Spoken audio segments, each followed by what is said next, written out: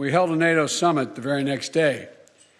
At that time, my overwhelming objective in wanting that summit was to have absolute unity on three key important issues among our NATO and European allies. First was to support Ukraine with military and humanitarian assistance. Second was to impose the most significant sanctions, economic sanction regime ever, in order to cripple Putin's economy and punish him for his actions. Third was to fortify the eastern flank of our NATO allies, who were obviously very, very concerned and somewhat worried what would happen. We accomplished all three of these, and today we're determined to sustain those efforts and to build on them. The United States is committed to provide over $2 billion in military equipment to Ukraine since I became president, anti-air systems, anti-armor systems, ammunition, and our weapons are flowing into Ukraine as I speak. And today I'm announcing the United States is prepared to commit more than $1 billion in humanitarian assistance to help get relief to millions of Ukrainians affected by the war in Ukraine. Many Ukrainian refugees will wish to stay in Europe, closer to their homes. But we also will welcome 100,000 Ukrainians to the United States with a focus on reuniting families. And we will invest $320 million to bolster democratic resilience and defend human rights in Ukraine and neighboring countries. We're also coordinating with the G7 and the European Union on food security as well as energy security. And I'll have more to say about that tomorrow. We're also announcing new sanctions of more than 400 individuals and entities in alignment with the European Union. More than 300 members of the Duma, oligarchs, and Russian defense companies that fuel the Russian war machine. In addition to the 100,000 U.S. forces now stationed in Europe to defend NATO territory, NATO established, as you already know, 4 new battle groups in Romania, Hungary, Bulgaria, and Slovakia to reinforce the Eastern Front. Putin was banking on NATO being split. My early conversation with him in December and early January, it was clear to me he didn't think we could sustain this cohesion. NATO has never been more united than it is today. Putin is getting exactly the opposite what he intended to have as a consequence of going into Ukraine. We've built that same unity with the European Union and with the leading democracies of the G7, in the G7. So I want to thank you, and I'll be now happy to take your questions. Since there's so many people out there, been given a list. Now, how about Chris of the Associated Press? First question. Hi, thank you, Mr. President. So you've warned about the real threat of chemical weapons being used. Have you gathered specific intelligence that suggests that President Putin is deploying these weapons, moving them to position, or considering their use? And would the U.S. or NATO respond with military action if he did use chemical weapons? You know, on the first question, I can't answer that. I'm not going to give you intelligence data, number one. Number two, we would respond. We would respond if he uses it. The nature of the response would depend on the nature of the use. Josh of Bloomberg.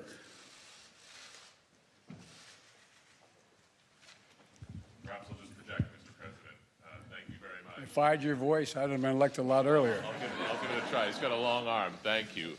Can you talk to us about two things, sir? One, since your conversation with President Xi of China, have you seen any indications of action or lack of action from China that has led you to believe whether they will intervene and help Russia, either with the sale of arms or the provision of supplies to support this war in Ukraine?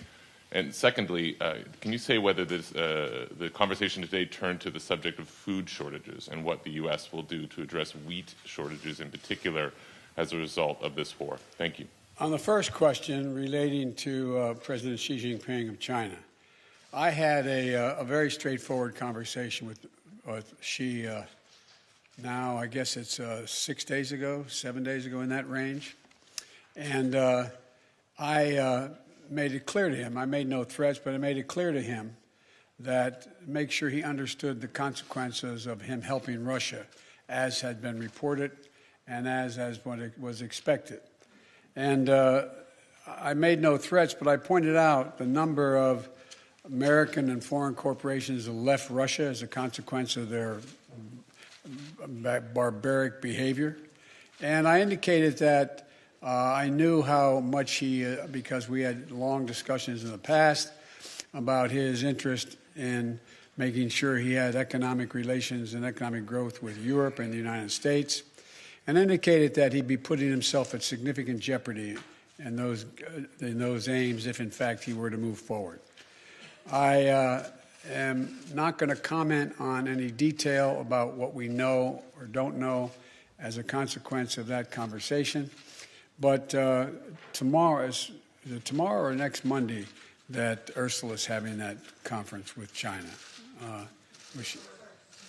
the 1st, on April 1st. We've had discussions because I think that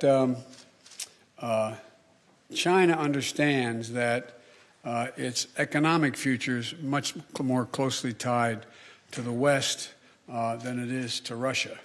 And so I'm hopeful that he does not get engaged. We also did discuss today that there's a need for us to set up, NATO to set up, and the EU, to set up a system whereby we have an organization looking at who has violated any of the sanctions and where and when and how they violated them. And that's something we're going to put in train. It's not done yet. So with regard to Xi, I have nothing more to report. With regard to food shortage, yes, we did talk about food shortages. And it's going to be real. The price of these sanctions is not just imposed upon Russia. It's imposed upon an awful lot of countries as well, including European countries and our country as well. And because both Russia and Ukraine have been the breadbasket of Europe in terms of wheat, for example, just to give you one example. But we had a long discussion in the G7 with both the United States, which has a significant, the third largest producer of wheat in the world, as well as Canada, which is also a major, major producer. And we both talked about how we could increase and disseminate more rapidly food shortages. And in addition to that, we talked about urging all the European countries and everyone else to end trade restrictions on sending limitations on sending food abroad. And so we are in the process of working out with our European friends what it would take to help alleviate the concerns relative to food shortages. We also talked about a significant major U.S. investment, among others, in terms of providing for the need for humanitarian assistance, including food, as we move forward.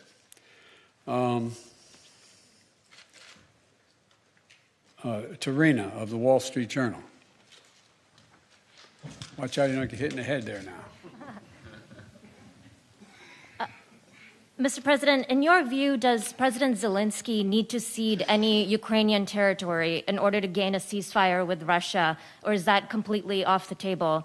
And then also, do you think that Russia needs to be removed from the G20? On the latter point, my answer is yes. That depends on the G20.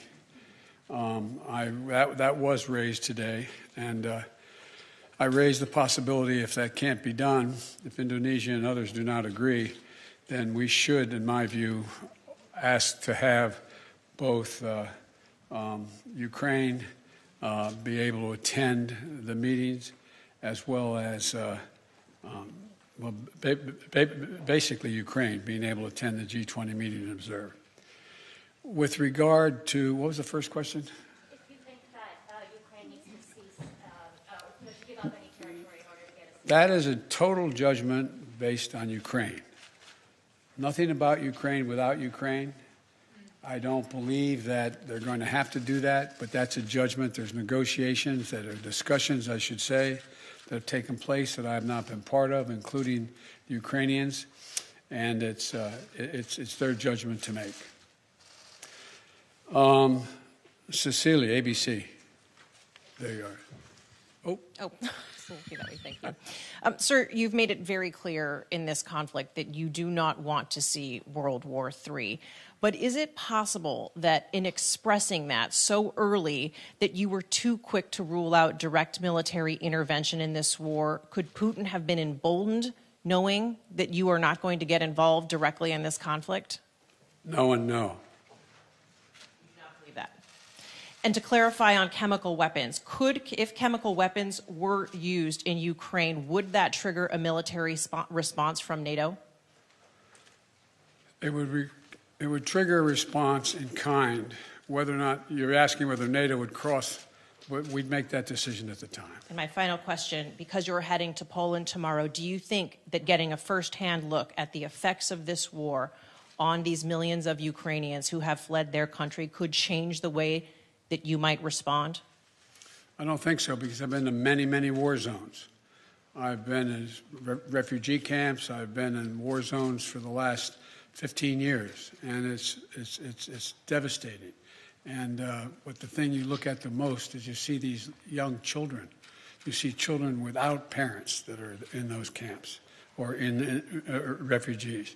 You see women and husbands, men and women who are completely lost and have no nose. You see the look, that blank look on their face, that absolute feeling of, my God, where am I? What's going to happen to me? And so what it will do, it will reinforce my commitment to have the United States make sure we are a major piece of dealing with the relocation of all those folks, as well as humanitarian assistance needed both inside Ukraine and outside Ukraine. For example, this is not something that Poland or Romania or Germany should carry on their own. This is an international responsibility. The United States, as a leader, one of the leaders in the international community, has an obligation to be engaged and do all we can to ease the suffering and pain of innocent women and children and men, for that matter, throughout Ukraine, and those who have made it across the border. I plan on attempting to see those folks, as well as I hope I'm going to be able to see. I guess I'm not supposed to say where I'm going, am I? But anyway, I hope I get to see a lot of people.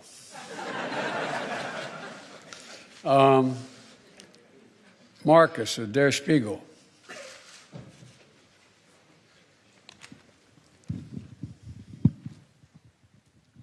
Thanks, Mr. President. There's a presidential election coming up in 2024, and as you know, kidding. there are yes, it's true. And there are widespread concerns in Europe that a figure like your predecessor, maybe even your predecessor himself, might get elected president again. Are there any steps, anything you're trying to do and NATO is trying to do here these days to prevent what you're trying to do becoming undone 2 years from now? Thank you. No, that's not how I think of this. I've been dealing with foreign policy for longer than anybody that's involved in this process right now. I have no concerns about the impact. I made a commitment when I ran this time. I wasn't going to run again, and I mean that sincerely. I had no intention of running for president again. And until I saw those folks coming out of the fields in Virginia carrying torches and carrying Nazi banners and literally singing the same vile rhyme that they used in Germany in the early 20s, or 30s, I should say. And then when the gentleman you mentioned was asked what he thought, and a young woman was killed, a protester, and he was asked what he thought, he said, "There are very good people on both sides." And that's when I decided I wasn't going to be quiet any longer. And when I ran this time, and I think the American press, whether they look at me favorably or unfavorably, will acknowledge this, I made a determination. No election is worth my not doing exactly what I think is the right thing. Not a joke. I'm too long in the tooth to fool with this any longer. And so we're a long way off in elections, a long way off. My focus, if any election, is on making sure that we retain the House and the United States Senate so that I have the room to continue to do the things that I've been able to do in terms of grow the economy and deal in a rational way with American foreign policy and lead the world, be the leader of the free world. So, but it's not an illogical question for someone to ask. I say to people at home, imagine if we sat and watched the doors of the Bundestag broken down and police officers killed and hundreds of people storming in. Or imagine if we saw that happening in the British Parliament or whatever. How would we feel? And one of the things that I take some solace from is I don't think you'll find any European leader who thinks that I am not up to the job. And I mean that sincerely. It's not like, whoa, the point is that when the first G7 meeting I attended, like the one I did today, was in Great Britain. And I sat down and I said, America's back. Parts, colleagues, as head of state said, for how long? For how long? And so I don't criticize anybody for asking that question. But the next election, I'd be very fortunate if I had that same man running against me. Thank you very, very much.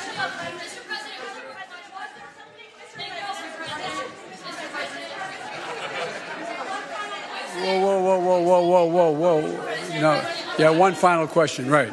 Hey, look, wait, hold on a second, please. I was supposed to be an hour ago at the European Union meeting and to speak. No, and I'm thanking you. So someone I haven't called on before. You. Who are you? I'm Christina Rafiti from CBS. Thank you, sir. Okay. Sir, deterrence didn't work. What makes you think Vladimir Putin will alter course based on the action you've taken today? Let's get something straight. You remember, if you covered me from the very beginning, I did not say that, in fact, the sanctions would deter him. Sanctions never deter. You keep talking about that. Sanctions never deter. The maintenance of sanctions, the increasing the pain, and the demonstration why I asked for this NATO meeting today is to be sure that after a month we will sustain what we're doing, not just next month, the following month, but for the remainder of this entire year. That's what will stop him. Do you believe the action today will have an impact on making Russia change course in Ukraine? That's not what I said. You're playing a game with me. I know. The answer is no. I think what happens is we have to demonstrate the purpose. The single most important thing is for us to stay unified. And the world continue to focus on what a brute this guy is. And all the innocent people's lives are being lost and ruined. What's going on? That's the important thing. But look, if you're Putin and you think that that Europe is going to crack in a month or 6 weeks or 2 months, why not?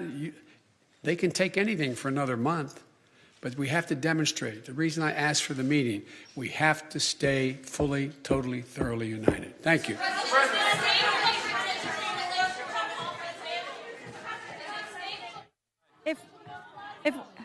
If we could have everyone stay seated.